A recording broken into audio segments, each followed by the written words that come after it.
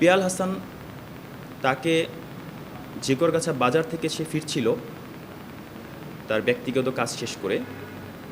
পথিমধ্যে তার উপরে আঘাত হানা হয় এবং সে প্রাণ ভয়ে দৌড়ে ঝিকরগাছা বালিকা উচ্চ বিদ্যালয় সেখানে আশ্রয় নেয়।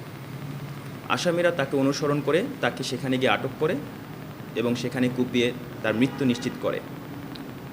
আমরা উক্ত ঘটনাস্থল পরিদর্শন করি।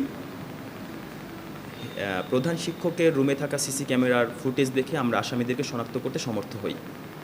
ঘটনাস্থলে 10 থেকে 12 জন আসামি ছিল এবং প্রত্যেককে আমরা শনাক্ত করি এবং তখন থেকে আমরা তাদেরকে গ্রেফতারের জন্য সর্বোচ্চ চেষ্টা করতে থাকি। তারই ধারাবাহিকতায় গতকাল 11 তারিখ রাত 9:30টায় আমরা জানতে পারি উক্ত ঘটনার 3 নম্বর আসামি শামীম, সে ঢাকা পালিয়ে যাওয়ার উদ্দেশ্যে চুপনগর, মানে খুলনা জেলার ডুমুরিয়া থানার চুপনগর বাস স্ট্যান্ডে অপেক্ষমান আছে।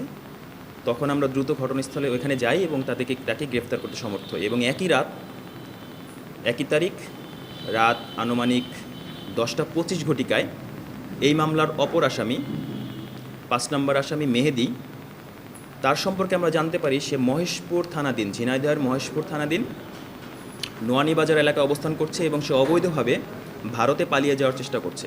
মাঠের অলরাউন্ডার আমি, আর ঘরের allrounder Tylox. Tylox toilet cleaner, clean মানেই টাইলক্স।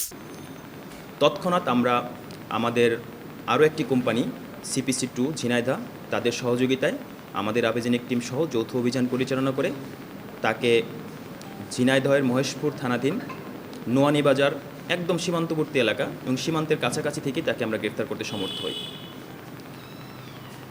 তাদেরকে প্রাথমিক জিজ্ঞাসাবাদে জানা যায় শামীম হাসান এবং ভিকটিম পিয়াল, এদের বাড়ি পাশাপাশি এবং পূর্ব থেকে তাদের ভিতরে বিভিন্ন ধরনের সামাজিক সমস্যা ছিল, তাদের মধ্যে দ্বৈরথ ছিল এবং তারই প্রেক্ষিতে তাকে সুযোগ পেয়ে তারা হত্যা করে।